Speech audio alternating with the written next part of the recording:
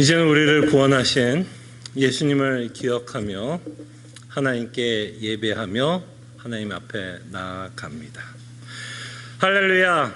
그의 성소에서 하나님을 찬양하며 그의 권능의 궁창에서 그를 찬양할지어다. 아멘.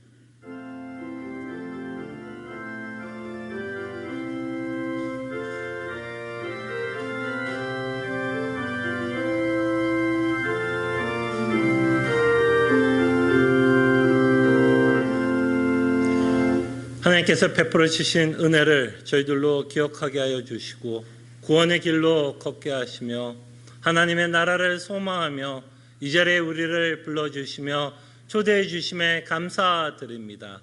하나님의 영광을 바라보며 이 세상에 줄 수 없는 참된 위로와 기쁨을 맛보는 예배가 되어질 때에 하나님의 영광이 우리 마음속에 비춰지는 귀한 예배의 시간이 되게 하여 주시옵소서. 이 시간 우리와 함께 하심에 감사하고 이 모든 기도 주 예수 그리스도 이름으로 기도합나이다. 아멘. 다 함께 찬송가 26장 찬송합니다.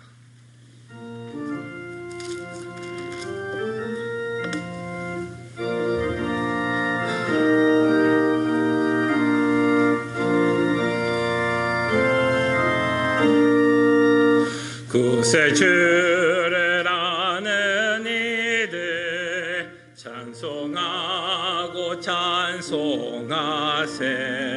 마음과 뜻과 힘 다하여 경배 드리세. 주를 알지 못한 이들 주가 친히 인도하사 그의 피로 구속하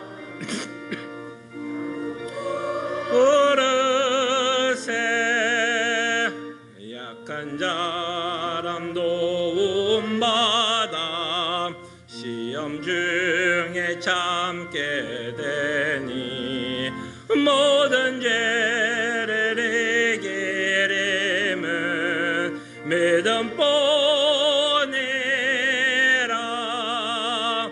진리 대신 우리 주는 영원토록 변함없네.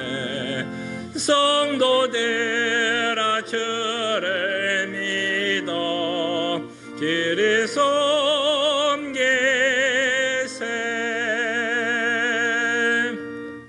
한 구절 하나의 말씀 봉독해 드리고요, 말씀을 기억하며 한 주의 삶을 회개하는 시간, 주의 은혜를 구하는 시간 갖습니다.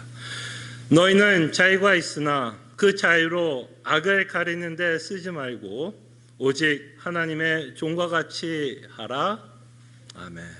말씀을 기억하며 한 주의 삶을 회개하며 주의 은혜를 구합니다. 주님, 정말 주님께서 그리스도 예수 그리스도로 말미암아 우리가 이제는 율법 아래 있지 않고 죄와 사망의 속세에서 벗어났으며 이제는 우리가 참된 자유인으로서 하나님을 섬길 수 있는 능력을 저희들에게 주심에 감사드립니다.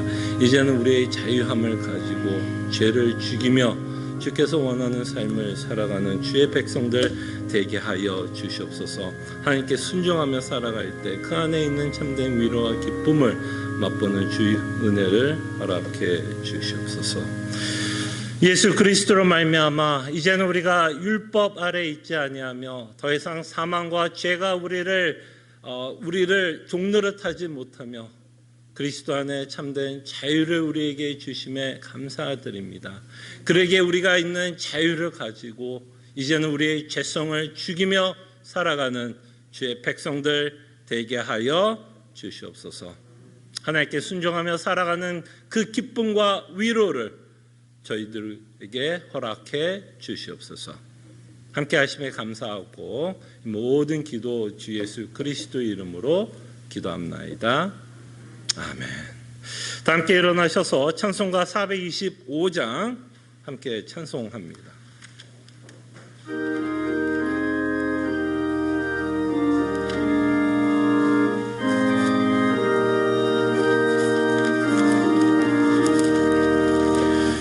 주님의 뜻을 이루소서. 능록에 기다리니 진흙과 같은 날 빚으서 주님의 영상 만드소서. 주님의 뜻을 이루소서. 주님 발 앞에 엎드리니 나의 맘속을 살피시서 눈보다 희게 하옵소서. 주님의 뜻을 이루소서. 병들어 몸이 피곤할 때 권능의 손을 내게 펴서 강건케 하여 주옵소서. 주님의 뜻을 이루소서. 온전히 나를 주장하사 주님과 함께 동행함을 만민이 알게 하옵소서. 아멘. 시편 63편 함께 교독합니다. 하나님이여, 주는 나의 하나님이시라. 내가 간절히 주를 찾되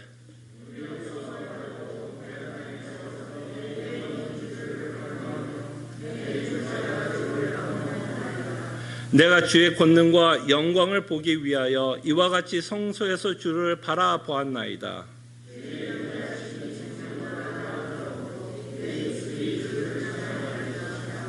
이러므로 나의 평생의 주를 송축하며 주의 이름으로 말미암아 나의 손을 들리이다.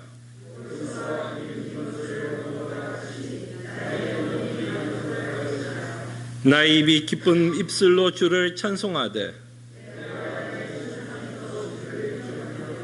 새벽에 주의 말씀을 작은 소리로 읊조릴 때에 하오리니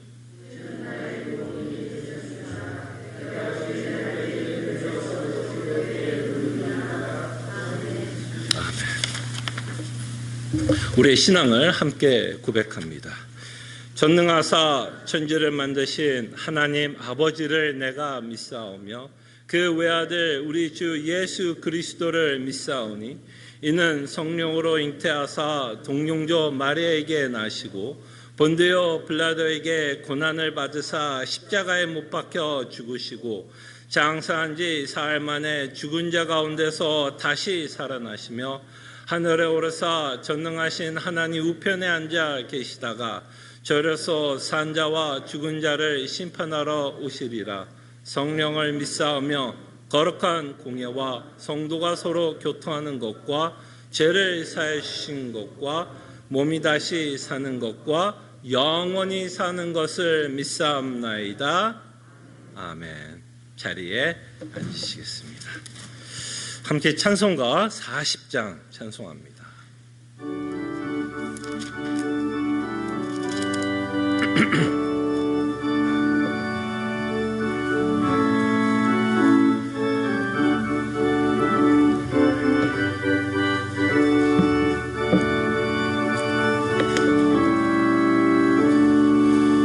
찬송으로 보답할 수 없는 큰 사랑 주님께 영광 할렐루야. 형제 자매 모두 함께 모여 찬송해 주님께 영광 할렐루야. 하나님의 자녀여 그게 찬송 부르며 맑고 거룩한 길로 기쁨으로 나아가 주의 보좌 앞으로 속히 들어가겠네. 주님께 영광 할렐루야. 우리 받은 주님 은혜 한량 없도다. 주님께 영광 할렐루야. 기쁜 찬송 부르면서 천국 가겠네. 주님께 영광 할렐루야. 하나님의 자녀여 크게 찬송 부르며 밝고 거룩한 길로 기쁨으로 나아가 주의 보좌 앞으로 속히 들어오겠네. 주님께 영광 할렐루야. 잠시 후에 우리 모두 주를 보겠네. 주님께 영광 할렐루야. 영광스러운 보좌 위에 거룩하신 주. 주님께 영광 할렐루야. 하나님의 자녀여 크게 찬송 부르며 밝고 거룩한 길로 기쁨으로 나아가 주의 보좌 앞으로 속히 들어가겠네. 주님께 영광 할렐루야. 만국 백성 천국에서 소리 높여서 주님께 영광 할렐루야. 영원토록 주의 공로 찬양하겠네. 주님께 영광 할렐루야. 하나님의 자녀여 크게 찬송 부르며 밝고 거룩한 길로 기쁨으로 나아가 예 보좌 앞으로 속히 들어가겠네. 주님께 영광 할렐루야.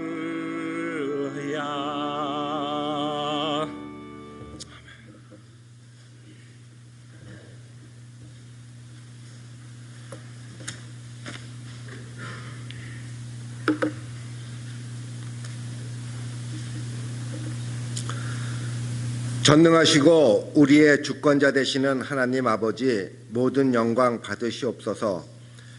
창세전에 택하신 주의 백성을 위하여 친히 인간의 몸으로 오시사 십자가의 고난을 겪으시고 또 성령 하나님의 역사하심으로 그 복음이 믿어지게 하여 주신 것 감사드립니다. 우리의 죄성은 이미 구원을 받았음에도 이 땅에서 살아가는 동안 끊임없이 하나님을 거스리며 이 세상이 주는 달콤한 유혹에 빠질 때가 너무 많습니다. 저희의 죄를 용서하여 주시옵시며 저희를 악에서부터 지켜주시사 통회하는 마음으로 죄를 회개하고 우리 주 예수 그리스도의 십자가를 생각하며 한 발자국 한 발자국씩 자기 십자가를 지고 죄와 싸워나가는 저희들 에게 인도하여 주시옵소서. 하나님께 간절히 기도드리는 것은 저희가 구원을 못 받았을 때 겪을 그 지옥불의 참상을 우리의 피부로 느낄 수 있는 믿음을 주시옵소서. 그 비참함을 느끼는 만큼이 우리가 받은 그 구원의 은혜를 느끼는 정도일 텐데 주 예수 그리스도께서 값없이 주신 은혜라고 우리는 그 은혜를 너무 값없이 여기지는 않는지 우리의 믿음을 돌아보게 하여 주시옵소서. 코로나 바이러스로 인해 우리의 교회 활동이 제약받는 이때에 우리의 믿음은 어떠한지요? 성도의 교제를 통해 힘들 때 서로 격려하며 다 함께 마지막 표대를 향해 같이 가는 저희 성도님들이 그런 교제를 가지지 못한 지 벌써 6개월이 되었습니다.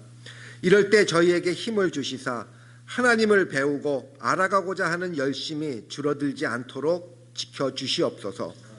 저희들이 새롭게 시작하는 북클럽을 통하여 비록 서로 얼굴을 보면서 하지는 못하지만 서로의 믿음에 힘을 주며 자신의 믿음을 돌이켜보아 잘못된 점을 하나하나 고쳐나가는 은혜의 시간이 될 수 있도록 하나님 인도하여 주시옵소서. 하나님의 나라에 속한 참 백성은 틀림없이 이 땅이 눈에 보이는 교회에서도 속해 있지만 이 땅이 교회에 다니며 주여 주여 하는 모든 사람이 다 하늘나라의 참 백성이 아닌 것은 저희가 성경을 통해 알고 있습니다. 주의 이름으로 선지자 노릇하며 주의 이름으로 귀신을 쫓고 주의 이름으로 권능을 행하였건만 내가 너희를 도무지 알지 못한다는 그 말씀이 우리의 심령을 쪼개어 하나님 앞에 구원의 은혜 앞에서 우리가 한 것은 아무것도 없음을 고백하는 무한한 겸손을 깨닫는 저희 시애틀 람포제일교회 성도님들에게 인도하여 주시옵소서. 오늘 가질 성찬식을 통하여 우리를 구원하여 주시기 위하여 예수 그리스도께서 흘리신 피와 살을 기억하며 그 크신 사랑과 은혜를 느끼는 귀한 시간 되게 인도하여 주시옵소서. 또 어린 심령들의 믿음을 지켜주시며 이를 위하여 수고하고 도와주시는 조셉 전 목사님을 강건케 하여 주시사 맡은 바 선교 사역을 잘 감당할 수 있도록 인도하여 주시옵소서. 몸이 아프신 성도님들과 하나님의 위로가 필요한 성도님들을 기억하시어 능히 병과 슬픔을 이기는 믿음을 허락하여 주시옵시고 이러한 시련 중에 기도를 통하여 더욱더 하나님과 가까워지는 은혜를 허락하여 주시옵시며 그들의 기도를 들어주시옵소서. 온 땅의 하나님의 바른 교회들과 자매교회들, 특히 아틀란타 남북교회의 선영건 목사님과 성도님들의 믿음을 지켜주시사 이 땅에서의 교회에 맡겨진 사명을 잘 감당하게 인도하여 주시옵시며 또 뉴 라이프 미션에 속한 교회들과 캄보디아에 개척된 교회들 그리고 우리가 선교를 다녀온 카자흐스탄의 교회들을 지켜주시사 늘 바른 복음만을 전하는 교회들에게 인도하여 주시옵소서. 이 땅에 코로나 바이러스가 하루빨리 진정되어 우리의 삶이 이전으로 돌아가게 하여 주시옵시며 이번 사태를 통해 그동안 우리가 누렸던 일상생활의 은혜가 얼마나 귀한 것이었는지 또 우리 인간의 한계성과 하나님 아버지의 무한하신 능력을 깨닫게 하여 주시옵소서.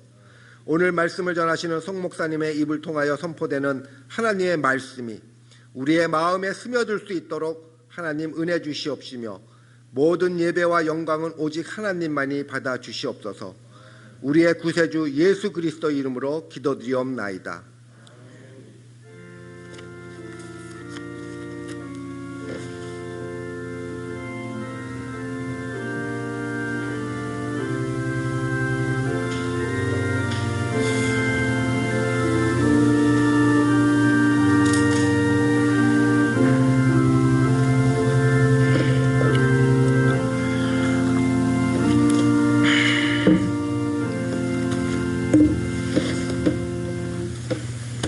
하나님의 말씀 히브리서입니다. 히브리서 13장 7절에서 9절.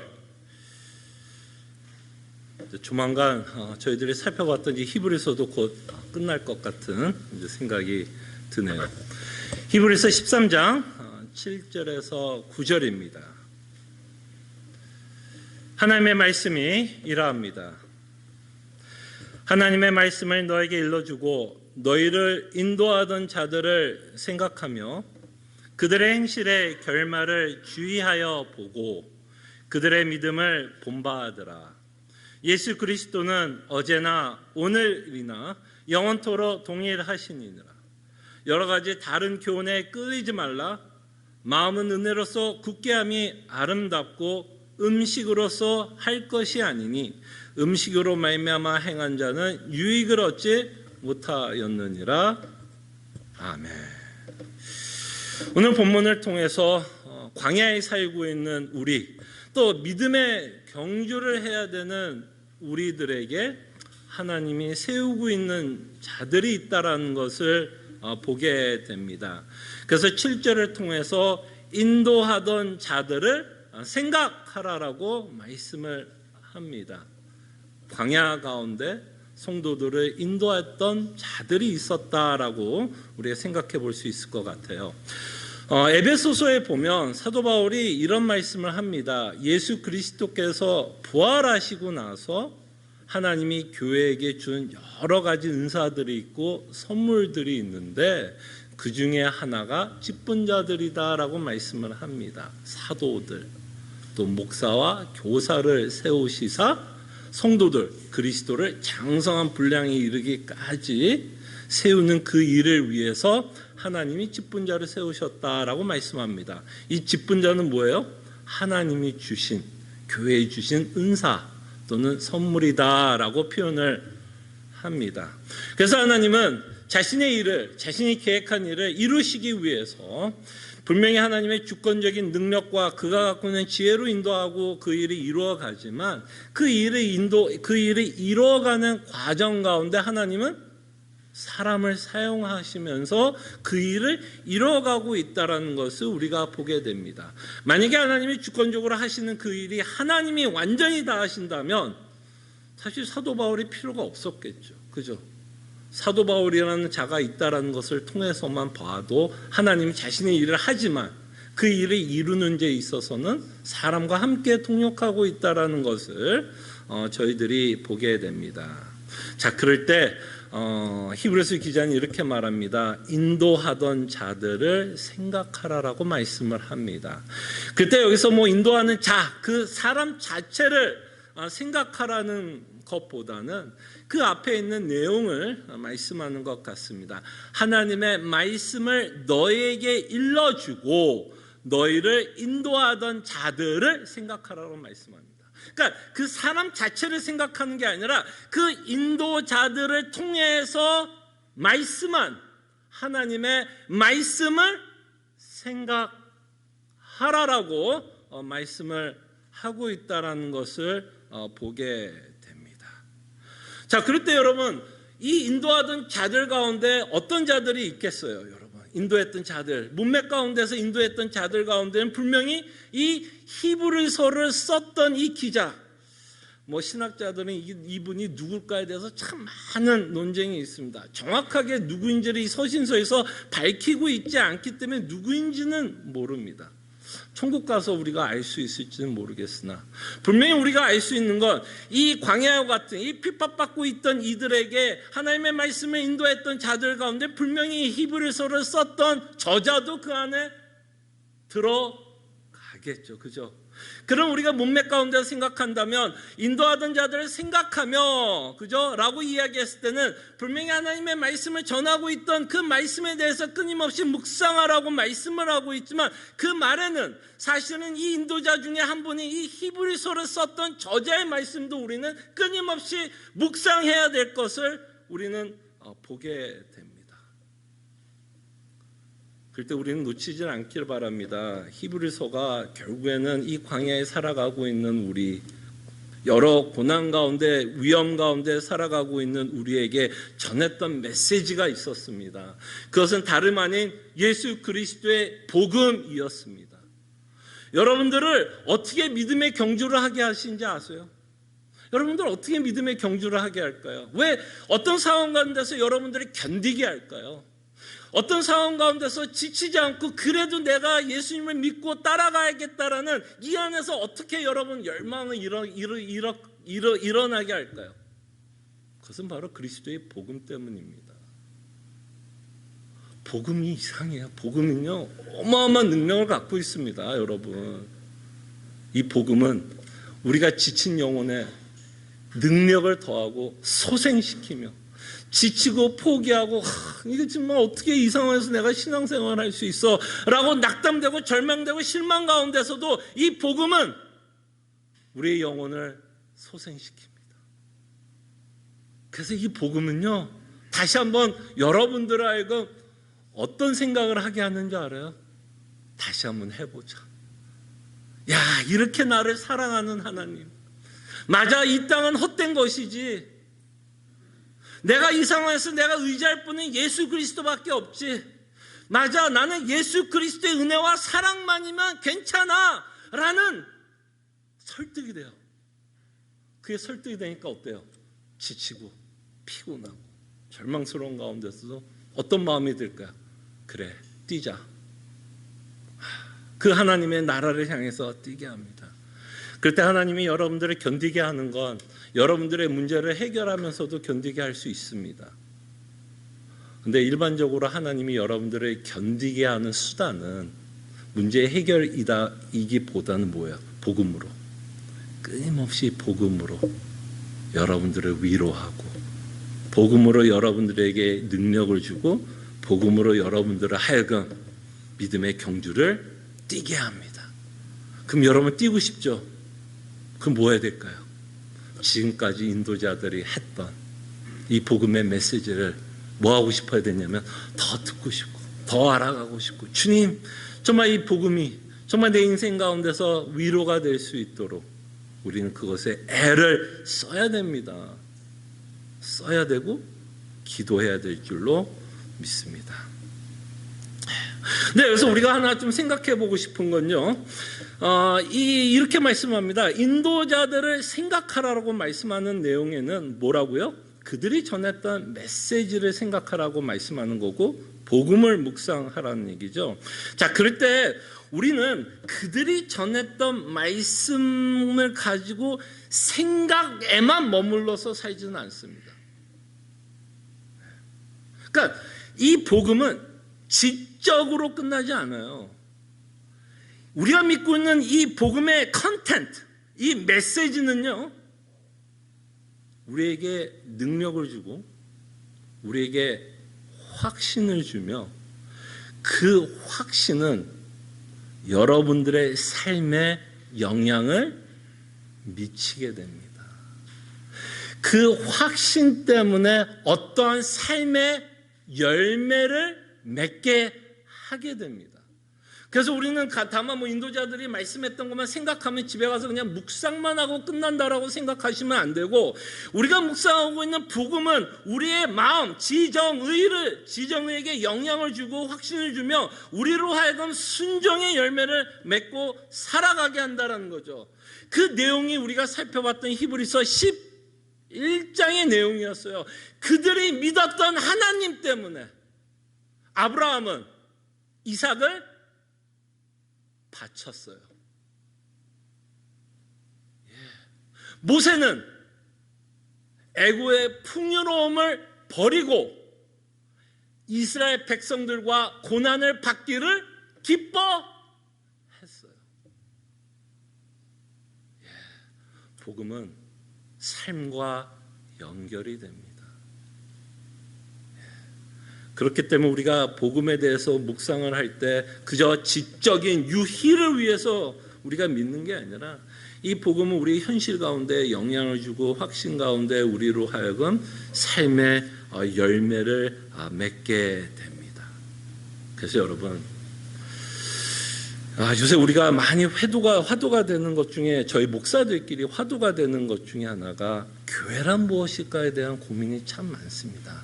왜 교회에 대한 고민이 많은가 하면, 이제는 좀 모이지를 못하고 있어요. 그전에는 수요일도 모였고 토요일도 모였고 주일에도 모였고, 주일은 우리가 예배를 드리니까 모였고, 어떤 교회는 프로그램이 조금 더 많은 날들은 월화수목금 그냥 매일 모였습니다. 그러나 지금은 그렇지를 못해요. 흩어지는 상황 가운데서 우리는 신앙생활을 합니다. 그때 여러분, 복음은 주일에만 복음은 아니에요. 주일에만 여러분들이 복음을 듣고 그런가 보다, 힘이 나는구나, 그래 위로를 받자, 끝이 아니라 이 복음은 언제에도 영향을 주냐면 월요일에도 영향을 줍니다. 이 말은 뭐냐면, 여러분들의 가정에 돌아갔을 때, 여러분들이 직장으로 돌아갔을 때, 여러분들의 고난의 현장에 들어갔을 때, 여러분들의 삶에 복음은 함께 갑니다. 예수님은 함께 갑니다. 주일에만 예수님 함께 계시는 거 아니잖아요. 우리가 11시에만 예수님 함께 있다가 갑자기 12시 15분 되면 예수님 어떻게 다시 어딜 딴 데로 가는 거 아니에요. 우리 함께 계시잖아요.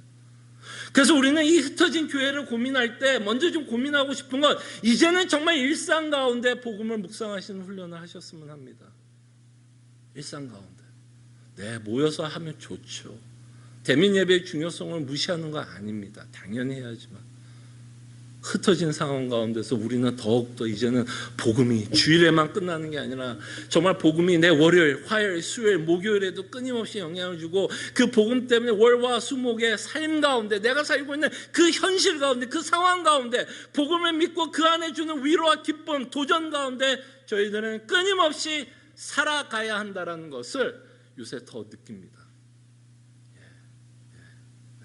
바로 이들은 그렇게 살지 않았을까라는 생각을 해봅니다.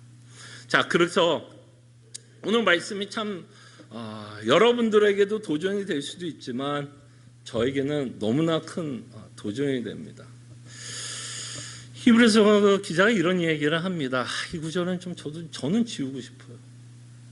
여러분들 성경 구절 읽다 보면 좀 부담스러운 구절 있으면 좀 넘어가고 싶고 지워버리고 싶고, 왜 하나님이 이런 말을 해서 나 이렇게 부담스럽게 할까라는 구절들이 있을 수 있겠으나, 저는 오늘 구절이 저에게는 상당히 부담스럽고, 사실 오늘 이 구절 그냥 넘어가 버릴까? 넘어간다 그랬으면 성도들이 그렇게 크게 문제는 삼지 않을 것 같은 생각도 들어서 그냥 그런 여러 유혹을 받았지만, 오늘 본문이 이렇게 기록되어 있어요. 인도하던 자들을 생각하며, 말씀을 전했던 자들, 우리 컨텍스트로 말하자면 목사들이 하고 있는 일 가운데 하나겠죠. 인도하던 자들을 생각하며 그들의 행실의 결말을 주의하여 보고, 그들의 행실을 보라고 말씀을 합니다. 그리고 뭐라 그래요? 그들의 믿음을 본받으라. 이런 구절 어떻게 좀 넘어가고 싶네요. 이 구절은 여러분들에게 말씀하는 게 아니라 저한테 하는 말씀이죠, 사실. 아까 말씀한 것처럼 복음은 분명히 우리에게 실질적인 영향을 준다라고 말씀을 드렸고, 복음은 우리 삶 가운데 열매를 맺게 한다라고 말씀을 드렸고, 히브리서의 11장을 통해서 그의 삶의 열매를 맺고 있는 자들의 모습을 저희들이 살펴봤습니다. 그럴 때 제가 여러분들 앞에서 어떤 말을 할 수 있을까를 고민이 되더라고요. 정말 히브리서 11장에 나왔던 믿음의 선진들의 삶들, 또는 교회사 안에서 나타났던 참 수많은 믿음의 선배들, 또 우리 주변에 참 믿음을 지키며 신실하게 살아가는 성도들의 모습을 보면서 과연 저는 믿음의 열매를 맺고 살아가고 있는지에 대해서 살펴볼 수밖에 없게 되더라고요. 이 본문이 저로 하여금 제 자신을 돌아볼 수밖에 없게 만들고 있다라는 것을 보게 됩니다. 행실의 결말. 어떠세요, 여러분? 아니어도 인척하면서 끄덕여 주세요. 제가 오늘 좀 편하게 잘 수 있도록 정말 저희 삶 가운데 열매가 맺고 있는지. 그래서 정말 여러분들 앞에서 내 믿음을 본받으라고 감히 여러분들 앞에서 이야기할 수 있을까? 솔직히 말하면 너무 부끄럽고 창피하고, 제 믿음을 본받으라고 이야기하고 싶지 않고 저와 반대로 살라고, 반대로 살라고 이야기를 드리고 싶습니다. 이 13절에 나왔던 구절들만 몇 가지를 갖고 저한테도 한번 적용을 해봐도 제가 과연 이대로 살아가고 있는지에 대한 좀 회의를 많이 느낍니다. 여러분 기억나세요? 이 13절에는 적용을 기록하고 있습니다. 우리가 그리스도를 믿기 때문에 핍박 가운데서도 이런 삶을 살아야 할 것을 하나님이 우리에게 명령합니다.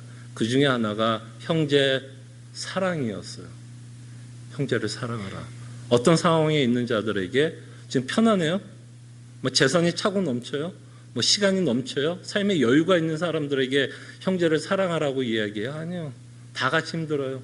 다 같이 핍박받고 있어요. 다 같이 언제 죽을지, 언제 재산이 몰수당할지, 언제 상황이 어떻게 될지 모르는 그 절박한 성도들에게 하나님은 형제를 사랑하라고 말씀을 하고 있습니다.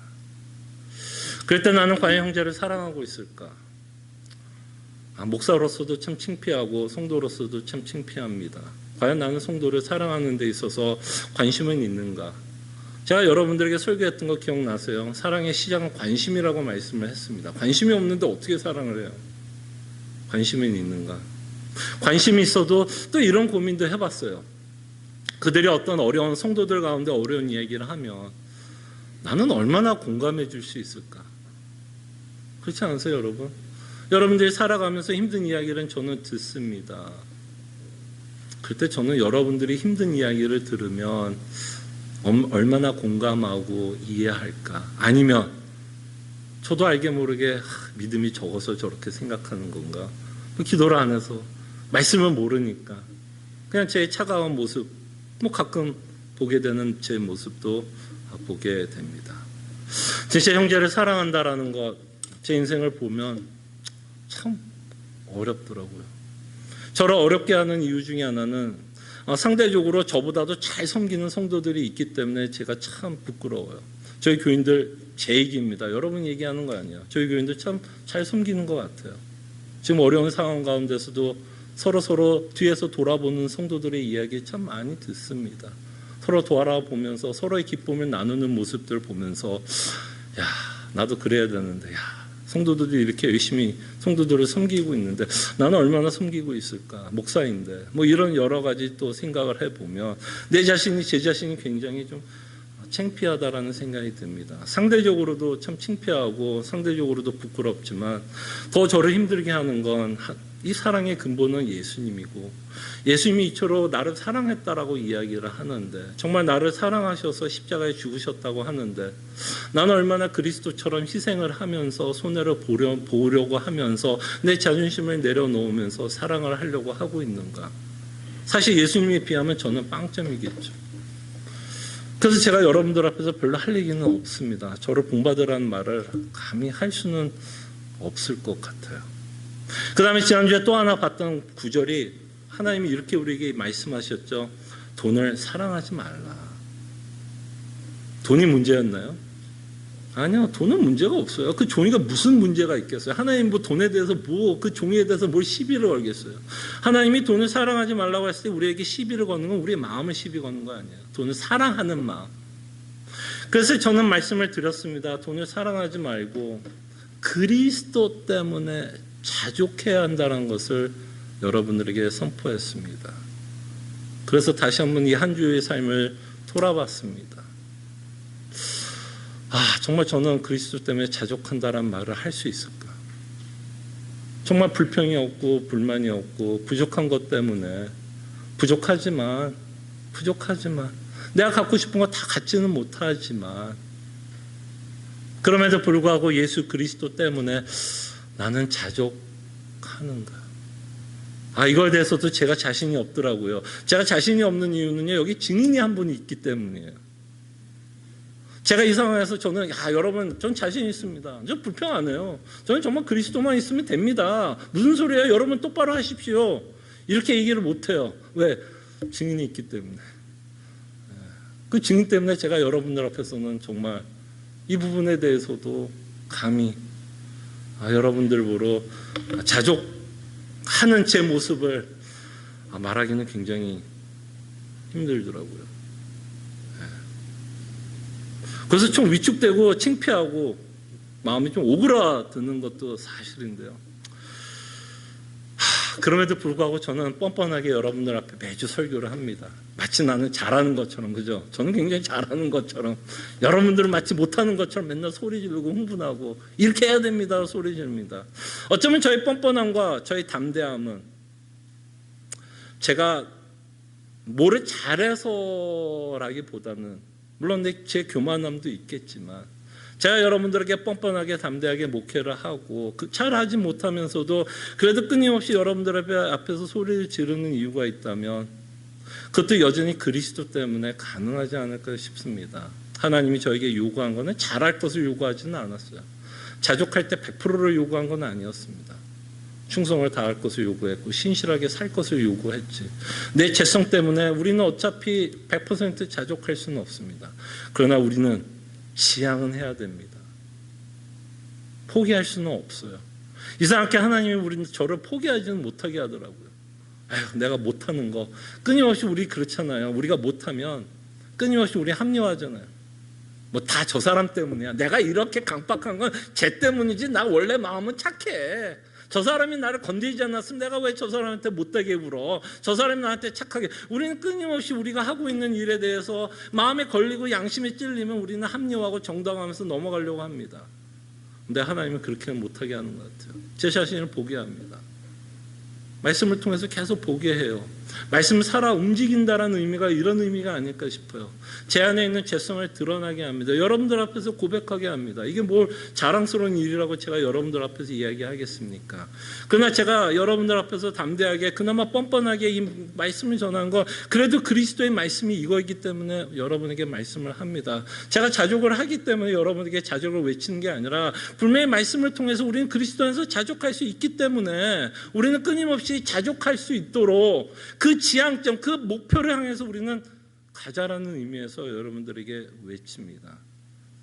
그래서 8절에 보면 예수 그리스도는 어제나 오늘이나 영원토록 동일하다라는 이 말씀이 다시 한번 저에게 용기를 주고 여러분들 앞에서 제 치부를 말을 하고 저의 부족한 점을 여러분들에게 말씀하는 이유는 바로 그리스도가 계시기 때문에 여러분들이 저를 어떻게 판단할지는 모르겠으나 그리스도께서 저를 보고 있는 그 관점이 있기 때문에 그나마 담대하게 또는 뻔뻔하게 여러분들 앞에서 지금 설교를 하고 있지 않나 생각을 해봅니다.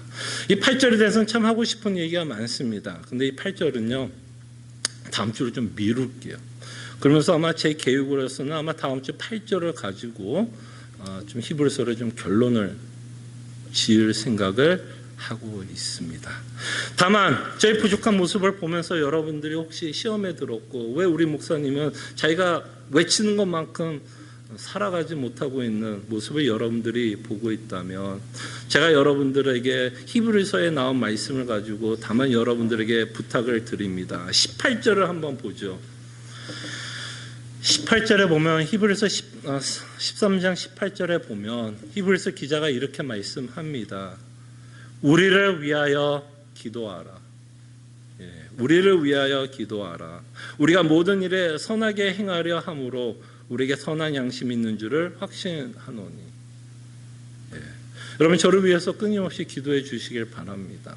바른 하나님의 말씀의 선포와 성화를 위해서 끊임없이 지치지 않고 중도 포기하지 않으며 또한 성도들 앞에서도 부끄럽지 않게 신앙생활하며 또 여러분들에게 그나마 조금이나마 좀 모범이 되고 정말 신앙인의 모습은 저런 모습을 가져야 되는구나라는 모습을 조금이나마 더 좀 여러분들 앞에서 보여줄 수 있도록 만약에 그런 모습이 보이지 않고 저로 인해서 시험이 드는 성도가 있다면 다만 여러분들에게 부탁드리고 싶은 건 저 인간도 예수님이 필요한 인간이구나. 저 인간도 예수님이 필요한 인간이구나. 긍휼을 조금의 긍휼만 여러분 저에게도 베풀어 주시면 감사하겠습니다. 그래서 이렇게 하나님의 인도자들을 통해서 하나님의 말씀을 전하게 하고 있고 그 다음에 그 말씀을 통해서 우리는 삶의 열매를 맺고 살아가야 됨에도 불구하고 다시 한번 저희 삶을 여러분들이 잠깐 소개하면서 그렇게 맺지 못하고 있는 우리의 모습을 보게 되고 그렇기 때문에 우리는 끊임없이 예수 그리스도의 은혜와 그 사랑이 필요하다라는 것을 저희들이 좀 생각을 해봤습니다. 자 이렇게 히브리서 기자가 인도자에 대해서 말씀을 하면서 이 인도자들이 가르치고 있는 그 말씀과 다른 말씀을 가리키고 있는 자들도 있다라는 것을 히브리서 기자는 말씀합니다. 이렇게 다른 교훈을 가르치고 있는 자들 때문에 우리가 믿음의 경주를 해야 됨에도 불구하고 믿음의 경주에 방해를 하고 있는 자들이 있다는 거죠. 여러분 믿음의 경주를 방해하는 것 중에 하나가 제가 뭐라 그랬죠? 가치관이라고 말씀하고 있죠. 우리 안에 욕심이 있으면 그 욕심이 끌리는 것에 우리는 가게 되고 그 욕심은 예수 그리스도께서 우리에게 베풀어 주신 구원도 불만족스럽게 한다라고 말씀을 드렸습니다. 그럴 때에 우리가 믿음의 경주를 하는 데 있어서 우리의 가치관이 얼마나 중요하고 우리의 가치관이 성경적 가치관을 갖지 않을 때에 우리는 믿음의 경주를 하는데 굉장히 큰 방해를 받는다라고 말씀을 드렸습니다. 그것과 마찬가지로 믿음의 경주를 하는 데 있어서 가치관의 문제뿐만 아니라 우리가 어떤 교훈을 믿고 신앙생활을 하느냐에 따라서도 믿음의 경주를 하는 데 있어서 많은 방해를 받을 수 있다라고 성경은 우리에게 말씀을 하고 있습니다. 그래서 9절에 보니까 히브리서 기자가 이렇게 말씀합니다. 여러 가지 다른 교훈의 끌리지 말 것을 말씀합니다. 이 말을 왜 하고 있을까요, 여러분? 두 가지의 내용이 이 말에 함축되어 있다라고 저는 생각이 듭니다. 하나는 뭐예요? 다른 교훈이 있다라는 거죠. 자기들이 전했던 복음의 메시지, 자신들이 전했던 하나님의 말씀과 다른 교훈을, 다른 말씀을, 다른 가르침을 가르치는 자들이 있고 교회 안에, 그 다음에 또 하나는 이 말씀이 내포하고 있는 내용은 뭐예요? 그 다른 교훈에 유혹을 받고 있는 성도들이 있기에 히브리서 기자는 뭐라고 말하는 거야? 끌리지 말고. 너희들 끌리지 말고. 왜? 그 말을 해요. 끌리는 자들이 있기에. 그는 목회자로서, 목사로서 성도를 사랑하는 마음으로 그것에 대해서 강하게 경고하고 있다는 것을 우리는 보게 됩니다. 그때 이 거짓 선지자들을 저희들이 좀 생각을 하고 교사들을 생각할 때요, 우리에겐 적이 있다는 것을 언제나 잊지 않았으면 좋겠습니다. 분명히 에베소서에 봐도 우리는 분명히 영적인 전쟁을 한다라고 말씀을 드렸고요. 거기 영적인 전쟁에는 마귀가 있다라는 식으로도 말하고 사탄은 우리를 끊임없이 공격을 한다라고 말씀하고 또 베드로 전서 후서를 보면 우는 사자와 같이 삼킬 자를 찾는다라고 말씀을 합니다. 분명히 적이 있다라는 것을 우리는 인정을 해야 됩니다. 그래야 믿음의 경주 안에서 우리가 경주를 할 때 그런 것들을 잘 분별하면서 뛸 수 있을 것이라고 생각을 합니다. 적이 있습니다. 근데 여러분과 저희가 많이 생각한 처럼 이 마귀 또는 사탄이 갖고 있는 최고의 무기가 뭐였을까요? 마귀가 갖고 있는 최고의 무기, 우리를 조종하는 데 있어서 최고의 무기는 속임수예요. 속임수. 끊임없이 우리를 속여요. 뭘로 속여요? 마치 돈이 예수 그리스도의 복음보다 더 좋은 것처럼 우리를 뭐예요? 속이는 거예요. 돈이 없으면 마치 내 인생 끝난 것 같이, 내 인생 실패한 것 같이, 내 인생 초라한 것 같이 마귀는 끊임없이 우리를 뭐 할까요? 속여요. 그리고 우리는 참 쉽게 속습니다. 마귀가 속여요. 근데 마귀가 여러분들을 속이는 또 하나의 방법은 우리가 마땅히 믿어야 할 내용에 대해서 바르지 못하게 가리키는 자들을 사용해서 우리를 혼란스럽게 만든다라는 것도 저희들이 보게 됩니다. 그래서 사도행전 20장 29절을 보면 사도 바울이 에베소 교회를 떠나면서 이런 말씀합니다. 내가 떠난 후에 사나운 이리가 여러분에게 들어와서 그 양떼를 아끼지 아니하며 또한 여러분 중에서도 제자들을 끌어 자기를 따르게 하려고 어그러진 말을 하는 사람들이 일어날 줄을 내가 아노라. 일어날 줄을 내가 아노라가 아니라 이미 일어나고 있었죠. 끊임없이 구약에서부터 지금까지 끊임없이 하나님의 말씀과 다르게 그 뱀이 했던 게 첫 번째가 그거 아니었어요? 하나님의 말씀을 어그러뜨려서 아담을 속여서 선악을 알게 하는 나무를 먹게 해서 결국에는 하나님으로부터 심판을 받을 수밖에 없는 자리로 이 뱀은 속이고 있는 내용을 저희들이 보게 됩니다. 이게 우리의 현실이에요, 여러분. 아닐 거야? 아닙니다. 이게 우리의 현실이에요. 이게 우리의 현실이라는 것을 잊지 않았으면 좋겠습니다. 그리고 이런 어그러진 말에 속았던 교회가 있었어요. 그 대표적인 교회 중에 하나가 갈라디아 교회였습니다. 그래서 갈라디아에서 보면 사도가 갈라디아를 보면서 너무나 마음 아프고 분노하면서 이렇게 말합니다. 그러나 우리나 혹은 하늘로부터 온 천사라도 우리가 너에게 전한 복음 외에 다른 복음을 전하면 저주를 받을지어다. 이 말을 왜요? 갈라디아에서 거짓 선지자들이 있었고 그 거짓 선지자의 말씀에 속는 자들이 있었기 때문에 사도 바울은 이토록 강력하게 말씀하고 있다는 걸 보게 되면 다른 복음이 있다는 얘기잖아요. 물론 다른 복음은 복음이 아니죠. 그러나 이것을 믿는 자들은 그것을 뭐라고 믿는 거였어요? 복음이다라고 믿은 거죠. 복음이 아님에도 불구하고. 그럴 때 어떤 결과가 나오냐면 에베소서 4장 14절에 보면 이는 우리가 이제부터 어린아이가 되지 아니하여 사람의 속임수와 간사한 유혹에 빠져 온갖 교훈의 풍조에 밀려 요동하지 않게 하려 함이라. 이 거짓 선지자들의 말씀을 우리가 듣게 되면 무슨 일이 벌어져요? 바람이 불고 어떤 일이 벌어지면 우리는 뭐 한다고요? 요동치게 된다라는 거죠. 이렇게 요동친다면 아까 말한 것처럼 복음은 우리에게 확신을 주고 그 확신을 통해서 우리는 그리스도를 끊임없이 믿고 그 확신이 있기 때문에 내가 겪고 있는 수많은 어려움과 핍박과 어려움 가운데서도 끊임없이 예수 그리스도를 믿고 나가는데 내 마음에 요동이 치고 그 요동이 치게 되면 확신도 어떻게 될까요, 여러분? 요동이 치고 있는 마음의 확신도 어떻게 될까요?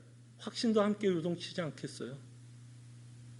그 확신이 요동친다면 내가 달려갈 길도 잊어버릴 수도 있고 잃어버릴 수도 있고 내가 바르게 가고 있는지 안 가는지 너무나 더 혼란스럽게 그 경주를 하게 된다라는 것을 우리가 봐야 됩니다.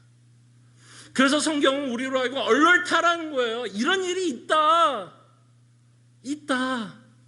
나는 아닐까? 이런 일이 있다. 요동이 칠 수 있는 이런 상황들이 있다라고 말씀합니다. 자, 그럴 때에 히브리서 기자가 말하는 여러 다른 가르침은 끊임없이 뭐와 연관이 되고 있냐면 율법주의자들을 말하고 있는 것을 보게 됩니다. 율법주의자. 히브리서 기자는 율법주의자들과 싸웠다라고도 말할 수 있을 것 같은데요. 히브리서 기자는 이들의 상황을 보면서 이렇게 말합니다. 음식으로 하지 말 것이다라고 말씀합니다. 음식으로 하지 말래요. 뭐 다이어트 하지 말라는 얘기인지 뭐 그건 아니겠죠. 음식으로 하지 말래요. 자, 결론부터 말하면 이 음식은 구약에 있었던 제사법 또는 의식법과 연관된 단어입니다. 음식이라는 거. 여러분 성경에 읽어보면 의식법 가운데 하나님이 이스라엘 백성에게 먹어도 되고 안 먹지 말아야 될 거, 먹어야 될 거, 제사를 할 때 어떤 식으로 그 제사를 먹어야 될지에 대한 수많은 법들이 있었다는 것을 여러분들은 알 것입니다. 그것을 토대로 지금 말씀합니다. 음식으로 하지 말 것을 말씀하면서 이들은 끊임없이 율법주의적인 마인드를 가지고 신앙 생활을 하고 있었다라는 것을 우리는 보게 됩니다. 그것에 대해서 히브리서 기자는 끊임없이 논쟁을 펼쳤던 내용이에요. 야, 너희들이 생각해봐라. 만약에 제사로 너희가 먹었던 음식으로 너에게 구원이 있었더라면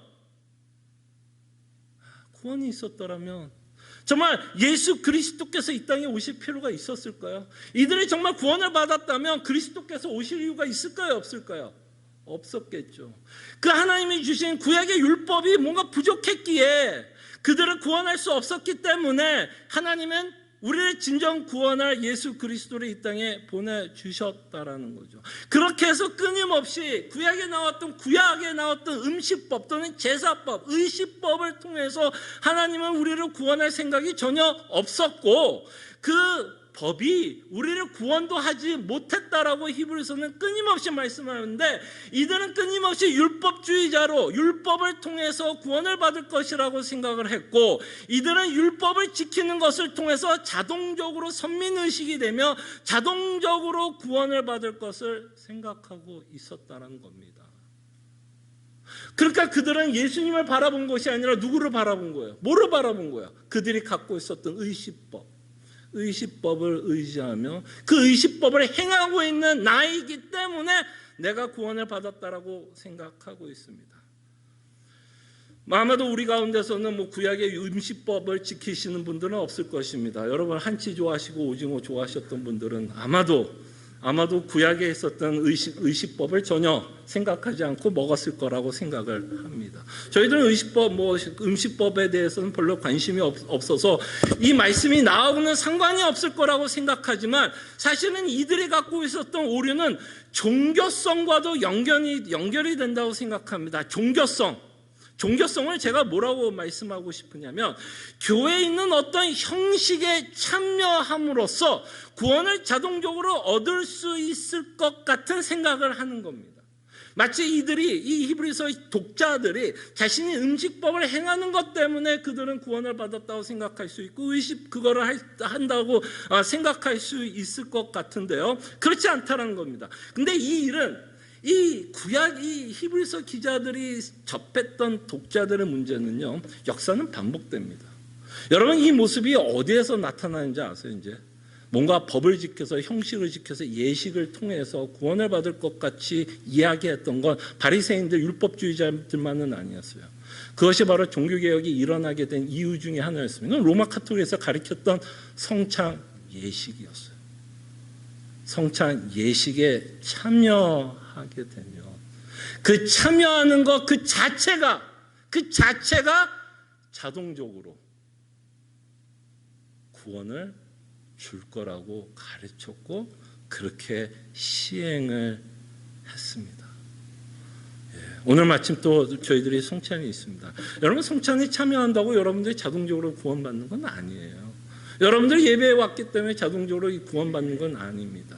이 예배, 이 성찬에 참석하는 것, 그 다음에 또 예배에 참석하는 것은 결국 우리의 믿음에 의해서 우리가 믿고 있는 예수 그리스도의 복음을 통해서 또는 우리가 회심했기 때문에 주께서 베풀으시는 은혜로 그 믿음으로 우리는 예배에 참석하는 거고, 믿음이 있기에 그 믿음을 통해서 그 성찬이 주고 있는 메시지를 우리가 믿고 있기 때문에 우리가 성찬에 참여하는 거지, 여러분들이 성찬을 대한다고 자동적인 구원은 없습니다.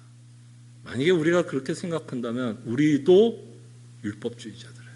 우리도 성경에서 말하는 다른 교훈을 믿고 있는 자들이라는 것을 우리가 봐야 됩니다. 그래서 성경은 우리에게 더 중요하게 말하는 것은 복음으로 인한 회심을 중요하게 말씀합니다. 회심을 중요하게 말씀하고 있고요. 복음으로 말미암아 마음의 할례를 중요하게 합니다. 할례가 중요한 게 아니라 그 할례가 갖고 있는 영적인 의미가 더 중요하다라고 말씀합니다. 그럴 때 왜 이 히브리서 기자는 성도들에게 율법주의자로 빠지지 않도록 왜 경고하는지 아세요, 여러분? 왜 율법주의자가 왜 어려운 건가요? 왜 하나님은 그토록 우리가 율법주의자가 되지 않도록 성경은 끊임없이 경고하나요, 여러분? 아니, 종교 예식이 나빠요? 종교성을 갖고 살아가는 게 왜 나빠요? 근데 문제는 뭐냐면 내가 하고 있는 종교성 때문에 우리가 착각을 하고 있을 수 있기 때문입니다. 내가 하고 있는 종교적인 행위가 마치 내가 구원을 받은 것처럼 착각할 수 있기 때문에 율법주의자로 빠지지 않도록 노력을 하라는 겁니다. 율법주의자로 살다가 예수님 앞에 서면요, 결국 예수님은 뭐라고 말씀할 거냐면 나는 너를 모른다라고 이야기할 거예요. 우리는 이 땅에서 참 열심히 하나님을 믿었다고 생각할 수도 있고요, 열심히 예배 생활할 수도 있었고요, 성경도 열심히 기도 다 열심히 낼 수 있었습니다. 근데 문제는 예수님이 우리를 모른다고 할 수 있다는 게 가장 무서운 거예요. 그래서 우리는 언제나 우리 자신을 좀 돌아봐야 돼요. 혹시 나도 모르게 율법주의적인 신앙생활을 하고 있는지. 이건 여러분만 얘기하는 게 아니라 저한테도 이야기하는 겁니다. 성도가 이런 율법주의자는 아닐지라도 율법주의적인 신앙생활은 할 수 있어요. 무슨 말인지, 율법주의자는 아니어도 율법주의적인 신앙은 우리 안에 언제나 어딘가에 숨어 있을 수 있다는 겁니다. 그런 의미에서 우리는 끊임없이 말씀을 통해서 살펴봐야 돼요. 근데 율법주의가 무서운 거는 물론 예수님이 너를 모른다라고 이야기하는 무서움도 있지만 또 하나는 뭔지 아세요? 율법주의자들은 결국에는 믿음의 경주에서 낙오자가 될 수 있는 확률이 아주 큽니다. 율법주의자들은요, 믿음의 경주를 띄고 있는 상황 가운데 낙오자가 될 수 있는 확률이 아주 커요. 왜 낙오자가 될 수 있냐면 이 믿음의 경주 가운데는 참 많은 일들이 있고요, 여러분들이 신앙생활하다 보면 어떤 일들이 있냐면 고난도 있게 됩니다. 그죠? 고난 있죠? 지금 팬데믹이 우리의 고난이라고 말할 수 있고, 이 팬데믹 때문에 여러분들이 실질적으로는 어떤 고난을 받고 있을 수도 있을 것 같습니다. 근데 이 율법주의자들은요, 내 인생 가운데서 벌어지는 내가 이해하지 못하는 수많은 고난들을 풀 수 있는 믿음이 없어요, 율법주의자들은. 그래서 이들은 어떻게 이 문제를 푸냐면, 고난이 닥치면 율법주의자는 결국 어떻게 문제를 풀어갈 수밖에 없냐면 이렇게 풀어갑니다. 어떻게 풀어가요? 내가 기도 안 해서 하나님이 나에게 벌을 주나? 기도 안 해서? 내가 오늘 예배를 안 드려서? 내가 오늘 이거 안 해서? 내가 저거 안 해서? 하나님이 나한테 이런 고난을 허락하고 있나? 라는 생각을 할 수밖에 없습니다.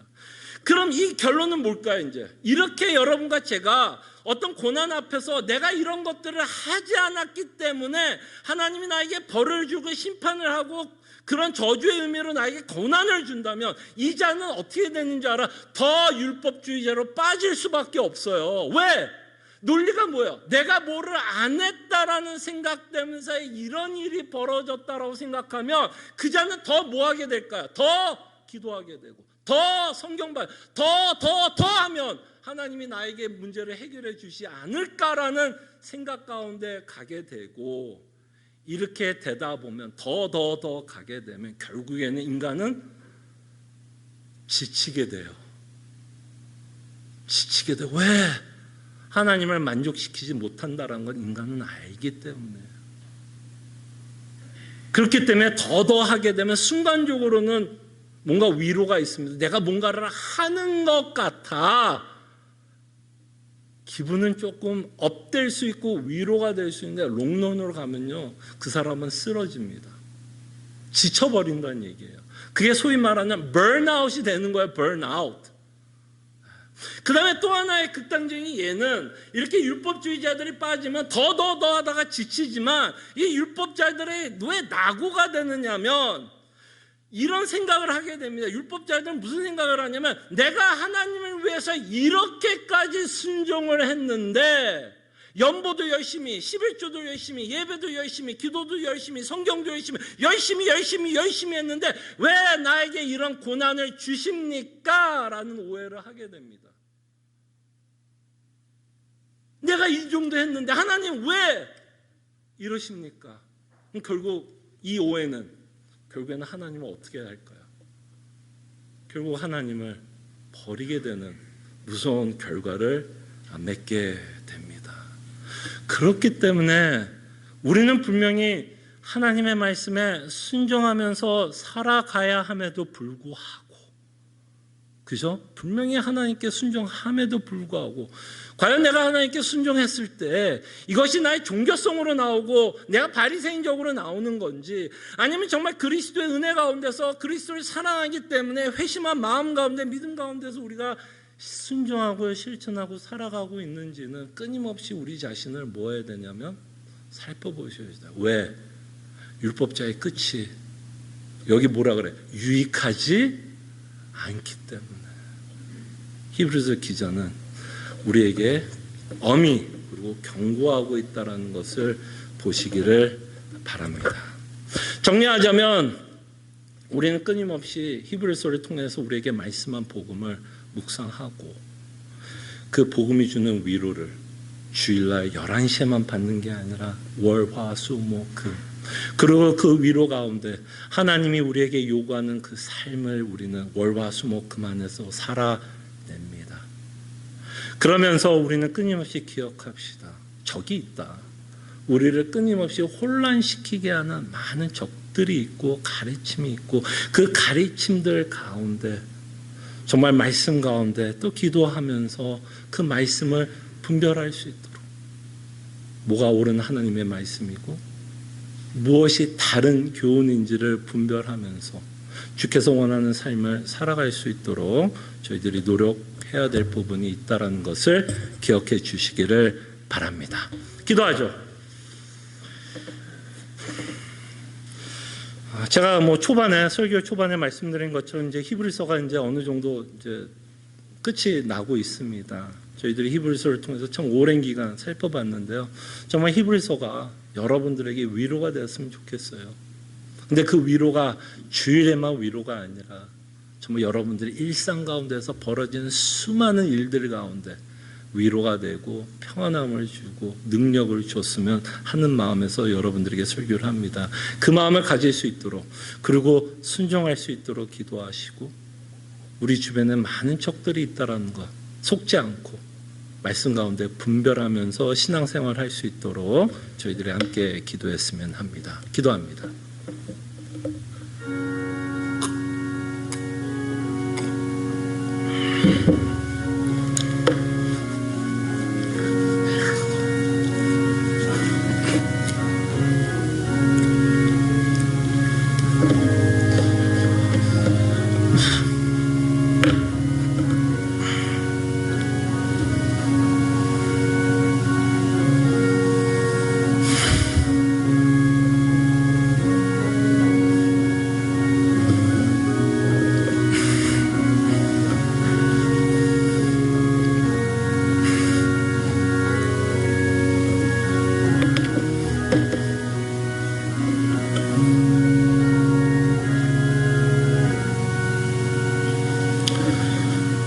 주님, 무엇보다도 저희들이 히브리서를 통해서 참 많은 시간을 히브리서를 살펴봤는데, 무엇보다도 이 히브리서를 통해서 하나님이 우리에게 전하시고자 하는 그 사랑의 메시지, 복음의 메시지를 들을 수 있는 귀를 허락해 주시고, 그 복음이 우리의 전 삶의 위로와 기쁨이 되게 하여 주시옵소서.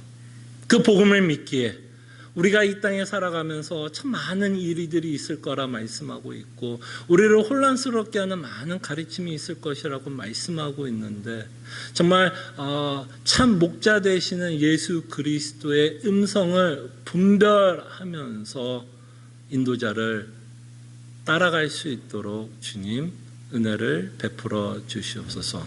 우리의 참 인도자는 제가 아니고 예수 그리스도인 것을 기억하게 하여 주실 때에 그리스도의 복음만 믿고 따라가는 주의 백성들 되게 하여 주시옵소서. 감사하고 살아계신 예수 그리스도의 이름으로 기도합나이다. 아멘. 지금부터 저희들이 성찬 예식을 거행하는데요, 설교를 통해서도 제가 잠깐 말씀드린 것처럼 성찬에서 가장 여러분들에게 요구되는 것이 있다면 믿음입니다. 믿음을 통해서 성찬이 주고자 하는 메시지를 믿으면서 이 성찬을 대했으면 하고요, 이 성찬이 주는 위로와 기쁨을 맛보시기를 바랍니다.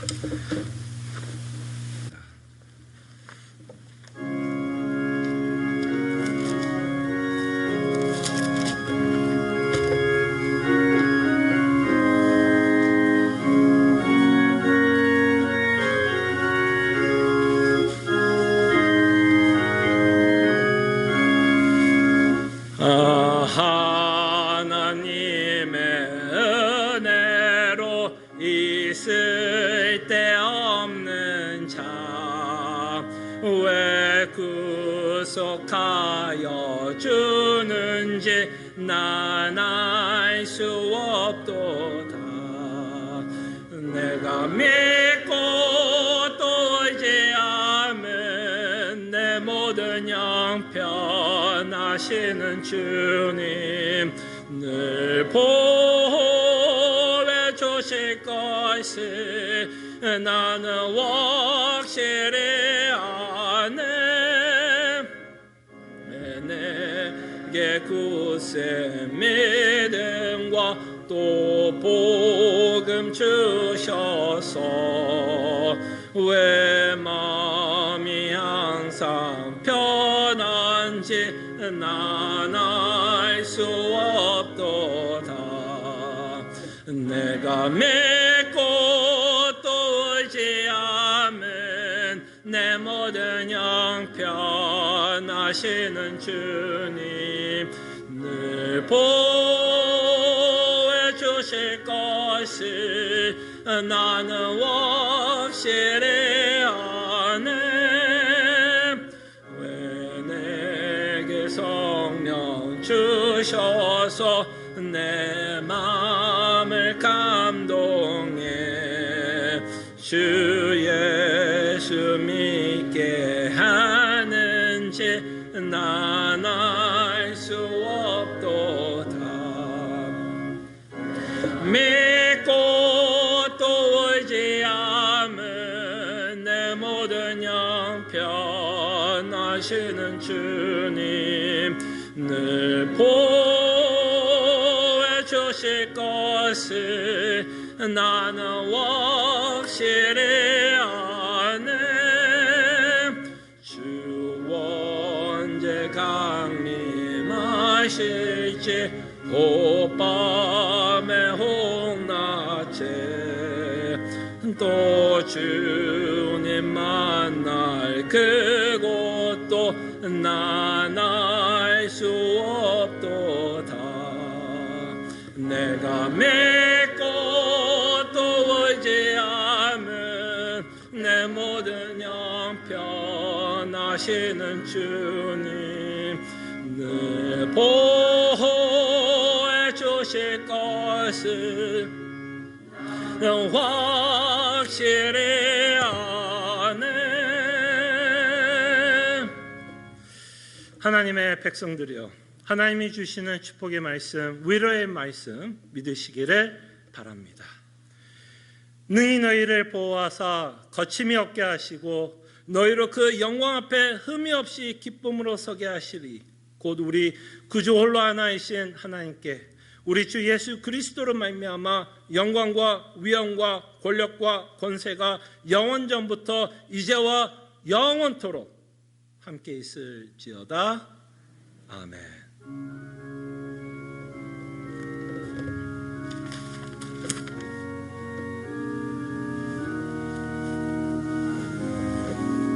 주여 함께 해주시옵시며 주님, 정말 우리가 하나님의 몸의 영광을 바라고 정말 달려갈 수 있도록 주님 은혜 베풀어 주시기를 바랍니다. 아버지 함께하도록 하여 주시옵소서. 주님 도와주시기 바랍니다. 우리 또 옆에 또 뒤에 앞에 계신 성도들과 반갑게 인사했으면 하고요.